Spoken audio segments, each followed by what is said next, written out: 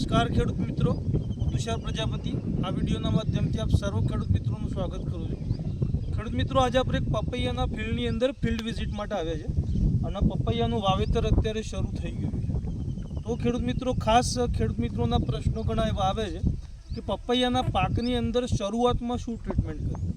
તો ખેડૂત મિત્રોને ખાસ જણાવી દઉં કે શરૂઆતની અંદર ટ્રાન્સપ્લાન્ટ આપણે કરતા હોઈએ ત્યારે તો આ છોડ ટ્રાન્સપ્લાન્ટ કર્યા પછી તરત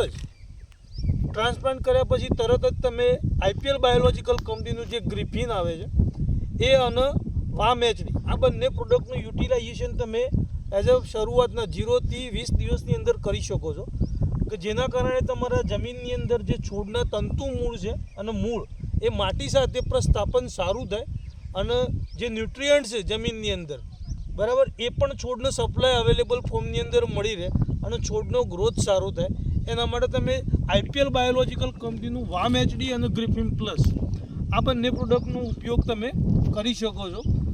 ગ્રિફિન જે પ્રતિ એકરે 1 લીટર અને વામેચડી જે પ્રતિ એકરે 100 ગ્રામ આ બંને પ્રોડક્ટનું આપણે એપ્લિકેશન કરીશું તો આપણે સારું અને એક સારા વિકાસવાળો છોડનું આપણે ઉત્પાદન લઈ શકીશું। જય હિન્દ, જય ભારત।